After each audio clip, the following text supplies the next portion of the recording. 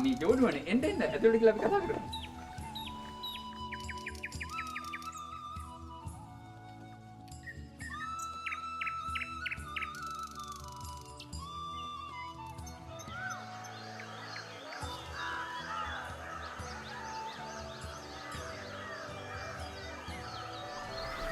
මොකක් හරි ප්‍රශ්නයක්ද? පොඩි ප්‍රශ්නයක් නම් තියෙනවා තමයි. ඇයි අපේ හඳහන් ගැලපෙන්නේ නැද්ද? පොරොන්දම් ගලපන්න කලින් වෙන දෝෂයක් තියෙනවා විසඳ ගන්න. අපි ඒකට බෙහෙත් කරලා ඉඳිමු මුලින්ම.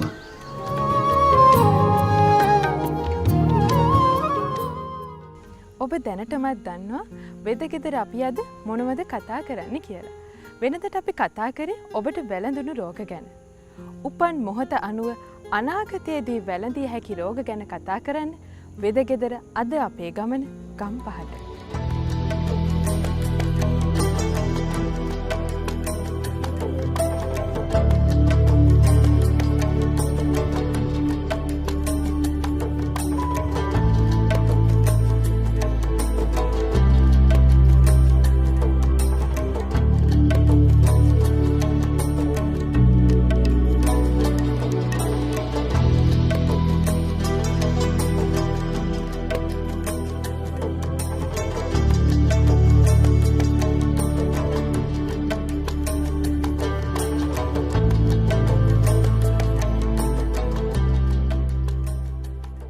රාත්‍රියේදී නින්දට යන්නට කලින් අලාම් ඔරලෝසුවේ කටුකරක වන්නේ හෙට දිනේදී අවදි වන බවට හිතේ ලොකු විශ්වාසයකින්. හැබැයි මේ හැම දෙයක්ම කන පිට පෙරලෙන්නටත් පුළුවන්. සමහර විට අවසන් නින්ද උරුම වෙන්න පුළුවන්. එහෙම නැතිනම් ශරීරයේ අංශයක් පණ නැති වෙන්නට පුළුවන්. මෙහෙම වෙන්නේ කර්මය නිසාද? දෛවය නිසාද? ලදරුවෙකු මව කුසෙන් බිහි වුණාට පස්සේ මවකින් වෙන් වෙලා විශ්වයත් සමග සම්බන්ධතාව පටන් ගන්නකොට උපන් මොහොතේ ග්‍රහ පිහිටීමට අනුව සකස් කෙරෙන කේන්දරය අනුව අනාගතය දකිමි අනාගතයේ වැළඳෙන්නට පුළුවන් රෝග තත්ත්ව ගැන අනාවැකි කියන්නට පුළුවන්ද? නූතන තාක්ෂණික මෙවලම් සමග කරට කර ගැටෙන්නට හඳහනකට පුළුවන්ද? මේ හැම ප්‍රශ්නයකටම පිළිතුරු සපයන්නට අද වෙදගෙදරින් ආදරණීය ඔබව දැනුවත් කරන්නට ගම්පහ වික්‍රමාරච්චි ආයුර්වේද විද්‍යායතනයේ ජ්‍යොතිෂය පිළිබඳව බාහිර කතිකාචාර්ය වෛන්ද නිරංජ මහකුමර වෛද්‍යතුමා අපත් සමග එකතු වෙනවා. අයිබෝවන් වෛද්‍යතුමා. අයිබෝවන් මහේෂි. ඉන්ද්‍රිය ගෝචර වන විද්‍යාවන් හදාරන බටහිර වෛද්‍ය විද්‍යාත්මක චින්තනයන් සමග නිතර ගැටෙන ශාස්ත්‍රයක සිටියේදීත් ඔබතුමා උපාධි අපේක්ෂිත ආයුර්වේද සිසුන්ට ජ්‍යොතිෂය උගන්වන කතිකාචාර්යවරයෙක් බවට පත් වෙනවා. වෛද්‍යතුමනි කොහොමද මේ පරස්පර ගැටෙන ශාස්ත්‍රයන් දෙකක් ඔබතුමා ගලපගත්තේ? ඇත්තටම මහේෂි මම බටහිර වෛද්‍යවරයෙක් හැටියට සේවය කරනවා. අධ්‍යාපනය ලැබලා ඉදිරියට වැඩ කටයුතු කරගෙන ගියත් මගේ පාරම්පරික ආభాෂයක් තියෙනවා ජ්‍යොතිර්විද්‍යාව සම්බන්ධව. මගේ සීයා ජ්‍යොතිර්වේදියෙක්. ඒ විතරක් නෙවෙයි මගේ සීයාගේ තාත්තත් ජ්‍යොතිර්වේදියෙක්. ඒ වගේම සීයාගේ අයියා ජ්‍යොතිර්වේදියෙක්. ඒ හින්දා මට පාරම්පරික ආభాෂයක් තියෙනවා ජ්‍යොතිර්විද්‍යාව සම්බන්ධව. නමුත් මම ජ්‍යොතිර්විද්‍යාව ඇත්තටම පූර්ණ වශයෙන් හදාරන්න ගන්නේ මීට අවුරුදු 10ක 11ක කාලයක් තිස්සේ. ජ්‍යෝති යනු පැබලීම හෙවත් ආලෝකයයි. මෝහ අන්ධකාරය දුරු කර සත්‍ය යථාර්ථය මනාව පෙන්වන ආලෝකයක් බඳු ශාස්ත්‍රයක් ලෙසින් හඳුන්වන මෙම විද්‍යාව ආයුර්වේදයත් සමග සම්බන්ධ වන්නේ කොහොමද වෛද්‍යතුමනි? ආයුර්වේදය කියන්නේත් ඊශ්වරයන් විසින් මේ ආකාරයෙන්ම නිර්මාණය කරන ලද්දක්. මේ ජ්‍යොතිෂය ගත්තත් ආයුර්වේදය ගත්තත් අපිට ලිඛිත සාක්ෂි තියෙනවා අවුරුදු 5000කට පමණ පැරණි බව. ඒ විතරක් නෙවෙයි මේක ඇත්තටම අවුරුදු 25000ක් විතර අතීතයට දිවෙන විෂයන් දෙකක් ලෙස අපිට මේක පැහැදිලිව හඳුන්වලා දෙන්න පුළුවන්. ඈත අතීතය ගත්තහම ගොඩාක් වෙලාවට මේ ජ්‍යොතිෂය සහ ආයුර්වේදය කියන එක එකටම ගැටෙමින් ආපු විෂයන් දෙකක්. මෑත කාලයේදී වර්තමානයේ වෙද්දී ඇත්තටම මේවා කොටස් වලට බෙදී වෙන්නුණත් අතීතයේදී කිසියම් රෝගයක් නිශ්චය කර ගැනීම සඳහා ඒකට ප්‍රතිකාර නිර්මාණය කිරීම සඳහා සුව වෙන කාලවල නිර්මාණය කිරීම සඳහා ඇත්තටම ජ්‍යොතිෂයේ බොහෝ සෙයින් යොදාගෙන තියෙනවා. ඒ විතරක් නෙවෙයි ඇත්තටම බෙහෙත් ඖෂධ නිෂ්පාදනය කරන්න කාලය තවත් අපි උදාහරණයක් ගත්තොත් එහෙම සර්පයෙක් දෂ්ට කරපුවාම මෙන්න මේ සර්පයාගෙන් විෂ ඇතිවේද නැද්ද යන්න තීරණය කරන්න ජ්‍යොතිෂයේ වේලාවන් බොහෝ විට යොදාගෙන තියෙනවා. 90 රෝග 80 ව්‍යාධි පවතින මේ විෂම වූ ලෝකේ ග්‍රහයන් 9 දෙනෙක්ගෙන් කොට 12කින් සමන්විත මේ හඳහනක් තුලින් කෙනෙකුට වැළඳෙන්න පුළුවන් රෝග තත්ත්වයක් පෙර කියන්නට පුළුවන්ද? ඒ වගේම තමයි වෛද්‍යතුමනි මොන වගේ රෝග තත්ත්වයක්ද ඇති වෙන්නේ? සුව කරන්න පුළුවන්ද බැරිද? ඇති වෙන්න පුළුවන් කාලය, ඒ වගේම සංවේදීම කොටස වෙන මරණය ගැනත් හඳහනක් තුලින් කියන්න හැකියාවක් තිබෙනවද? ඇත්තටම මහේෂි අපි කේන්ද්‍ර සටහනක් පරීක්ෂා කර බැලීමෙන් අපිට උපන් කේන්ද්‍රයක් අධ්‍යයනය කරද්දී අපිට මුලින්ම කියන්න පුළුවන් කිසියම් ජන්මයකට රෝගයක් වැළඳීමේ හැකියාව තියනවද නැද්ද කියන එක අපිට පළවෙනි කරුණ හැටියට කියන්න පුළුවන්. අපි මෙහිදී බොහෝ විට ග්‍රහයන්ගේ කාර්කත්වය භාවිතා කරනවා. අපි මේ ඉන්න ග්‍රහයන් 9 දෙනාට විශේෂිත වූ රෝගාබාධ තියෙනවා. කිසියම් ග්‍රහය දුර්වල වුණාම ඒ ග්‍රහයට අදාළ රෝගාබාධ වැළඳීමේ හැකියාවක් තියෙනවා. උදාහරණයක් හැටියට ගත්තාම අපි ශනි ග්‍රහයක් සැලකුවොත් එහෙම ශනි ග්‍රහය දුර්වල වීමෙන් දීර්ඝ කාලීනව පවතින රෝගාබාධ ඇතිවීමේ හැකියාවක් තියෙනවා. ඒවා විතරක් නොවේ පාද ඔත්පල වීම, ඒ වගේම දීර්ඝ කාලයක් පවතින ඕනෑම ලෙඩකට මේ ශනි ග්‍රහයාගේ සම්බන්ධයක් තියෙනවා. තව දුරටත් කතා කරනවා නම් අපි ගමු පිළිකා රෝගය ගැන.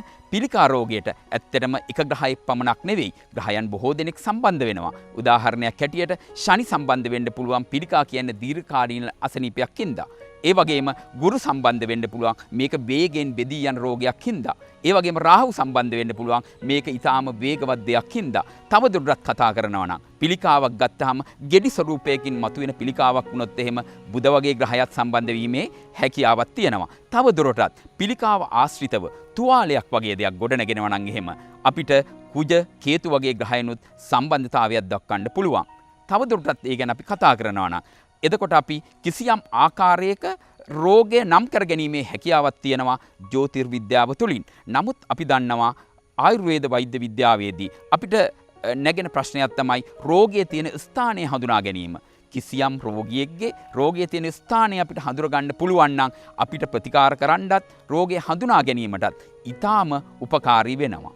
ඉතින් මේ ජ්‍යොතිර්විද්‍යාව ගත්තාම අපි එක හෙලාම රෝගය ඇති වෙන්න ස්ථානය ගැන පැහැදිලි අවබෝධයක් දෙන්න පුළුවන්. ඇත්තටම මේ අවබෝධය දෙන්නේ කේන්ද්‍ර සටහනක 6 අධිපතිය. එහෙම නැත්නම් 6 භාවයේ උපස්ථානාධිපතිය වැඩිපුර සම්බන්ධ වෙන තැන අරගෙන ඒ වගේම 8 භාවයේ අධිපතිය 8 භාවයේ උපස්ථානාධිපතිය වැඩිපුරම සම්බන්ධ වෙන තැන අරගෙන ඒ වගේම 12 භාවයේ අධිපතිය 12 භාවයේ උපස්ථානය වැඩිපුරම සම්බන්ධ වෙන තැන අරගෙන එම ස්ථානය තමයි කේන්ද්‍ර සටහනක තියෙනක නරකම ස්ථානය. ඒ ස්ථානයට අදාළ ශරීර කොටසේ ඩැමේජ් එකක් ඒ වගේම තුවාලයක් එහෙම නැත්නම් රෝගයකට භාජනය වීමේ හැකියාව තියෙනවා. වර්තමානයේදී රෝග හඳුනා ගැනීම සඳහා විවිධ පරීක්ෂණ ලොකු මුදලක් වියදම් කරලා සිදු කරනු ලබනවා. නමුත් අපිට ආයුර්වේදයට ජ්‍යොතිෂය සම්බන්ධ කරගත්තොත් එහෙම ප්‍රයෝජනයට ගන්නවා නම් අපිට ඉතා පහසුවෙන් කිසිම වියදමකින් තොරව පරීක්ෂණයක් නොකර අපිට හැකියාව තියෙනවා ශරීරයේ දුර්වලම ස්ථානය එහෙම නැත්නම් රෝගයක් වැළඳිය හැකි ස්ථානය පහසුවෙන් හඳුනා ගන්න. මේක ඉතින් අපි කේන්ද්‍ර සටහනක් මගින් උපන් මොහොතේම ජීවිතයේ මුල් කාලයේම දැනගත හැකි නම් අපිට විවිධ උපක්‍රම මගින් එයින් මිදීමේ ක්‍රමවේදයකට යෑමේ හැකියාවක් තියෙනවා ඇත්තටම. නමුත් අපි මේ විදිහට කතා කරත් කිසියම් ජන්මියෙක්ගේ හඳහන ගත්තාම කේන්ද්‍ර සටහන ගත්තාම ඒකෙන් කිසියම් රෝගයක් වැළඳිලා මිය වෙන බව නියතවම කියවෙනවා නම් ඇත්තටම කිසිම විද්‍යාවකට ඒක වෙනස් කිරීමේ හැකියාවක් නැහැ. එතකොට වෛද්‍යතුමනි හඳහනක් පරීක්ෂා කරාට පස්සේ රෝගියෙකුට රෝගය ඇතිවන කාලේ සුව වෙන කාලේ හරියටම කියන්න පුළුවන් නම් ඒ රෝගෙන් වැළැක්වෙන්නට හැකියාවක් තිබෙනවද? ඇත්තටම මහේෂි අපිට කේන්ද්‍ර සටහනක් පරීක්ෂා කිරීමෙන් රෝගයක් හැදෙන කාලය පැහැදිලිම තීරණය කරන්න පුළුවන්. ඒක අපි කරන්නේ ඇත්තටම අදාළ ග්‍රහයට හිමි දශාව තීරණය කරලා දශා අතුරු දශා අනුව රෝගයක් වැළඳෙන කාලේ හරියටම කියන්න පුළුවන්. ඒ විතරක් නෙවෙයි මහේෂි අපිට හැකියාවක් තියෙනවා රෝගයක් සුව වෙන කාලයක් ගැන අදහසක් දක්වන්න. මේකත් කරන්නේ අදාළ ග්‍රහයට අනුව දශා අනුව. උදාහරණයක් හැටියට 5 අධිපතියගේ එහෙම නැත්නම් 5 උපස්ථානාධිපතියගේ 11 අධිපතියගේ 11 උපස්ථානාධිපතියගේ 3 අධිපතියගේ 3 උපස්ථානාධිපතියගේ අදාළ කාලවලදී රෝග සුව වීමක් සිද්ධ වෙනවා. අපිට මේකෙන් ලොකු ප්‍රයෝජනයක් ගන්න පුළුවන්. රෝගේ හැදෙන කාලය දන්නවා, සුව වෙන කාලය දන්නවා. දන්නවා. ඒ වගේම ඔබතුමිය ප්‍රශ්නයක් ඇහුවේ අපිට මේක කලින් දැන ගැනීමෙන් වළක්වා ගැනීමේ හැකියාවක් තියනවාද කියලා. ඇත්තටම ගත්තොත් අපි දන්න විදිහට ප්‍රධාන කර්මයක් වුණොත් එහෙම ලොකු දෙයක් හඳහනින් පෙන්ලා තිබ්බොත් වළක්වා ගැනීමේ හැකියාව හරිම අඩු ස්වභාවයක් ගන්නවා. නමුත් අපිට හැකියාව තියෙනවා. කිසියම් වළක්වා ගැනීමේ ක්‍රමවේද පාවිච්චි කරලා, ආයුර්වේද වෛද්‍ය ක්‍රම පාවිච්චි කරලා, උපදේශන ක්‍රම පාවිච්චි කරලා කිසියම් දුරකට පාලනය කිරීමේ හැකියාවක් තියෙනවා. නමුත් කෙසේ වුණත් මේක මාරක තත්ත්වයක් නම් එහෙම මාරකයක් කිසිම කෙනෙකුට මරණයක් වැළැක්වීමේ හැකියාවක් නැහැ. ඇත්තටම කේන්ද්‍ර සටහනක් පරීක්ෂා කිරීමෙන් ඒ විතරක් නෙවෙයි දැන්ට ගතවන දශා අධිපතිය පරීක්ෂා කිරීමෙන් අපිට රෝගයේ සුවවීම පමණක් නොවේ රෝගයේ සුවවීමට පරිස්සම් විය යුතු ආහාර පාන ආදිය ගැනත් මේ කේන්ද්‍ර සටහනින් එහෙම නැත්නම් ජ්‍යොතිර්විද්‍යාවෙන් පැහැදිලිව අවබෝධ කරවීමේ හැකියාවක් තියෙනවා.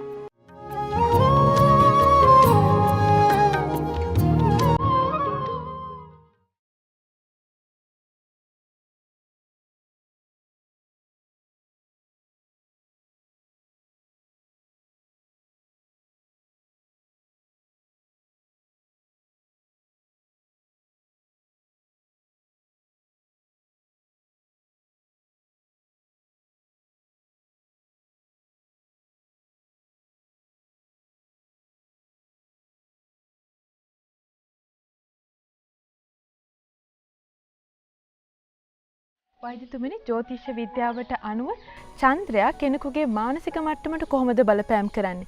ඒ වගේම හඳහනක් තුලින් පුළුවන්ද නොපෙනෙන මනස විනිවිදව දකින්නට?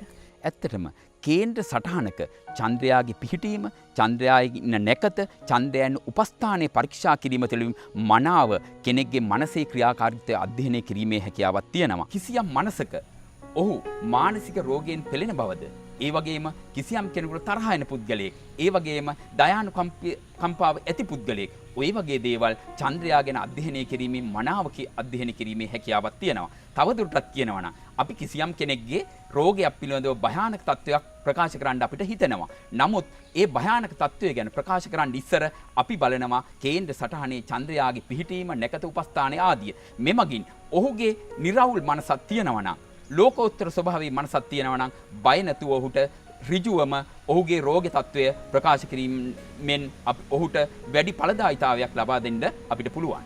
වෛද්‍යතුමනි සමහර රෝග තත්ත්ව තිබෙනවා මොනතරම් බෙහෙත් කරත් සුව වෙන්නේ නැහැ. විශේෂයෙන්ම තුවාල, ඒ වගේම තමයි දරු ගැබක් පිහිටන්නේ නැති එක.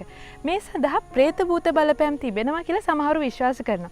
ඔබතුමත් විශ්වාස කරනවද? ඒ වගේම හඳහනක් තුලින් මේක പ്രേත භූත බලපෑමක්ද? එහෙම නැතිනම් ශාරීරිකව හෝ මානසිකව ඇති වෙන රෝග තත්ත්වයක්ද කියලා වෙන් කරලා හඳුනා ගන්න පුළුවන්ද? කේන්ද්‍ර සටහනක් පරීක්ෂා කිරීමෙන් එම කේන්ද්‍ර සටහනට අනුව එම ජන්මියාට ප්‍රේත භූත බලපෑමකට ලක්වීමේ හැකියාවක් තියෙනවද කියලා අපිට පහසුවෙන් කියන්න පුළුවන්. එතකොට අපිට පැන නැගෙන ප්‍රශ්නේ තමයි ඇත්තටම ප්‍රේත භූතයෝ ඉන්නවද කියන එක.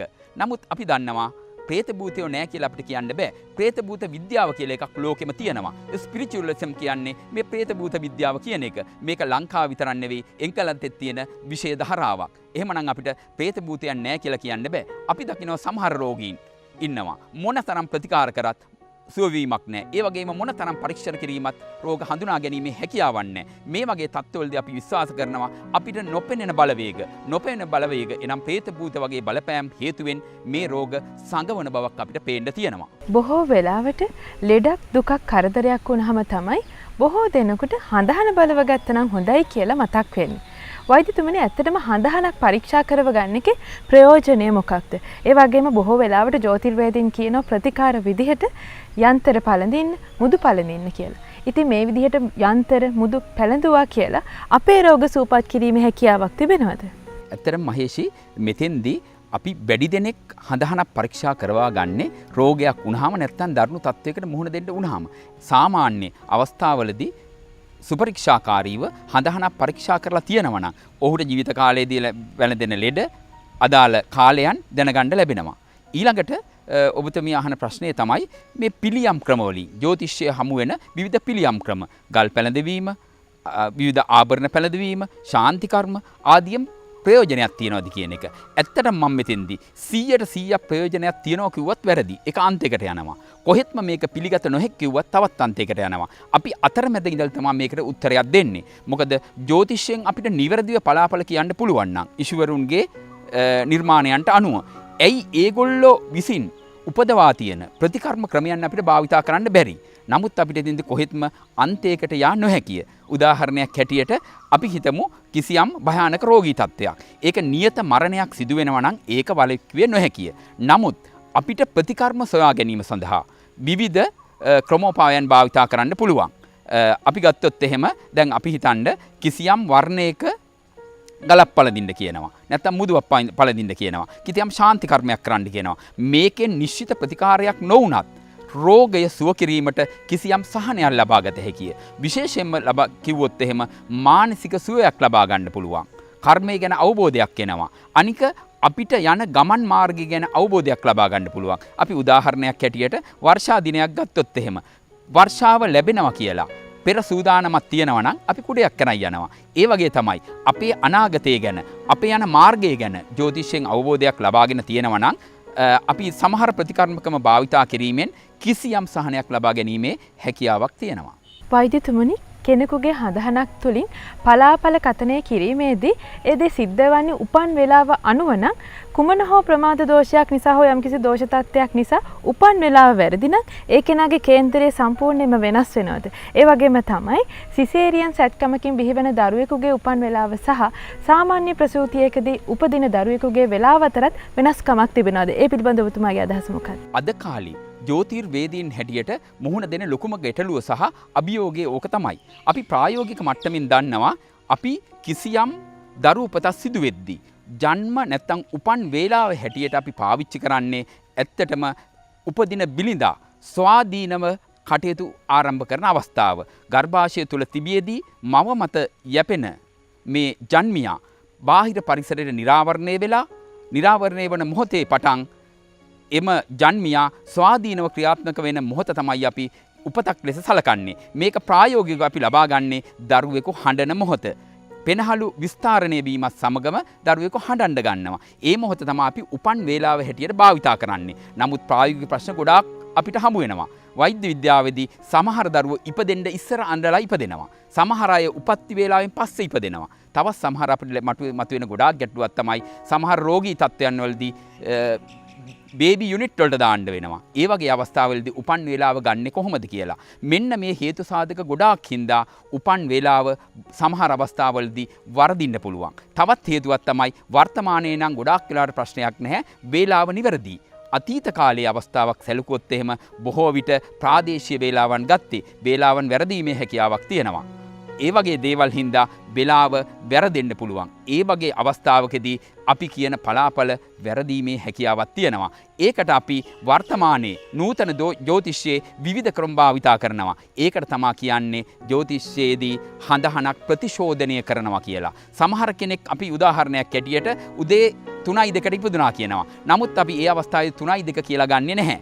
හේතුව අපි බලනවා මේ හඳහන නිවැරදිද කියලා බලන ක්‍රමවේදයක් තියෙනවා. ඒකට තමයි ප්‍රතිශෝධනය කියලා කියන්නේ. උදාහරණයක් හැටියට උපදින ජන්මියාගේ සුදු නම් හඳහනින් සුදුයි කියලා පෙන්වන්න ඕන. කළු නම් කළුයි කියලා පෙන්වන්න ඕන. උස නම් උසයි කියලා පෙන්වන්න ඕන. ඔය වගේ ක්‍රමවේදයන් ගොඩාක් පාවිච්චි කරලා හඳහන ප්‍රතිශෝධනය කරන්න පුළුවන්. එහෙම වුණොත් එහෙම අපි කියන පලාපල 100%ක්ම නිවැරදි වෙනවා. කොච්චර හඳහන් බැලුවත් වෙන්න තියෙන දෙයමයි වෙන්නේ. කො මේ රටට වෙන විපතක්වත් කලින් කිව්වේ නෑනේ. මේ විදිහට ජ්‍යොතිර්වේදීන් හට චෝදනාවක් එල්ල වෙනවා වෛද්‍යතුමනි. ඒ සඳහා ඔබතුමාට පිළිතුරක් තියෙනවද? ඇත්තටම මෑත කාලයේදී ලොකු චෝදනාවකට ලක් වුණා. ඉතින් මේ ජ්‍යොතිෂය කියන්නේ ලොකු විෂය ධාරාවක්. පුළුල් විෂය ධාරාවක්. මේ ජ්‍යොතිෂය සම්පූර්ණ අධ්‍යයනය කරන්න ජීවිතම කාලයේම අධ්‍යයනය කරත් මදි. ඉතින් මෙතෙන්දි මතුවෙන ගැටලුව තමයි ඇත්තටම වැඩි ජ්‍යොතිර්වේදීන් සංඛ්‍යාවක් සාමාන්‍ය ජ්‍යොතිෂය, ඒ කියන්නේ පුද්ගල ජ්‍යොතිෂය පලාපල කීමට තමයි රැඳිලා තියෙන්නේ. මේ වගේ ලෝකයට සිද්ධ වෙන දෙයක්, රටකට සිද්ධ වෙන දෙයක් විස්තර කරන්නේ ලෝකායන ජ්‍යොතිෂය තුලින්. වැඩි ජ්‍යොතිර්වේදීන් සංඛ්‍යාවක් ලෝකායන ජ්‍යොතිෂය වැඩි දුරට අධ්‍යයනය කරන්නේ නැහැ. අධ්‍යයනය කරලා තිබ්බත් පලාපල වලට යොමු වෙන්නේ නැහැ. ඒකට හේතුව තමයි ගොඩාක් අපි හිතමු වෘත්තීයමය ජ්‍යොතිර්වේදියෙක් වුණොත් එහෙම එයා යැපෙන්නේ ඒක මත. එයා එතකොට ලෝකයට සිද්ධ වෙන දේවල්, රටට සිද්ධ වෙන දේවල් බල ඉන්නේ නැහැ. ඒක වෙනත් විෂයපතයක් හින්දා. ඒකට කියන්නේ ලෝකායන ජ්‍යොතිෂය කියලා. අද දින වෙද ගෙදරින් අර්ථාන්විත කතාබහකට අපත් සමග සම්බන්ධ වුණේ වෛද්‍ය නිරංජන් මහකුඹර වෛද්‍යතුමා. වෛද්‍යතුමනි ඔබට බොහොම ස්තුතියි. ආයුබෝවන්. ආයුබෝවන්. ඒ වගේම වෙදගෙදර රූගත කිරීම සඳහා අවශ්‍ය අනුග්‍රහය ලබා දුන් TMK තෙන්නකොන් මහතාටත් සුජාතා සෙනවිරත්න මහත්මියටත් ස්වාධීන රූපවාහිනී සේවයේ විශේෂ ස්තුතිය පිරිනමා සිටිනවා. සූර්යා ඇතුළු ග්‍රහ මණ්ඩලයේ ආකර්ෂණ බල මහිමේ රඳා පවතින්නේ චන්ද්‍රයා මත බවත් සිතේ ආධිපත්‍යත් චන්ද්‍රයා මතම පිහිටන බවත් කියවෙන ජ්‍යොතිෂය පිළිබඳව පිළිගැනීම හෝ ප්‍රතික්ෂේප කිරීම ඔබ සතුව පවතින අයිතියක්. චන්ද්‍රයා යනු මව යනුවෙනුයි ජ්‍යොතිෂය හඳුන්වා තිබෙන්නේ. මවගේ කිරෙනුත් පියාණන් හා සමාන හිරුගේ රැසිනුත් නිර්මාණය වූ මේ ලෝකයේ ඇසට පෙනෙන නොපෙනෙන සෑම විද්‍යාවන්හිම අන්තයට නොගසින් ඒ තිබෙන්නා වූ වටිනා හරයන් පමණක් තමන්ගේ ජීවිතයට එකතු කර ගනිමින් සාර්ථකත්වය කරා ගමන් කරන්න. ජ්‍යොතිෂ්‍ය වේදෙන් රෝගයන් පෙර හඳුනා ගැනීම පිළිබඳව ඔබේ දැනුමට යමක් එකතු කරන්නට අපගත් උත්සාහයෙන් ඔබේ ජීවිතයට යම් ආලෝකයක් හෝ ලැබේවයි වෙදගෙදර අපේ ප්‍රාර්ථනයයි. සමුගන්නම් අද දිනට ලබන සතියේ හමුවන බලාපොරොත්තු වෙමින්. ආයිබෝවන්.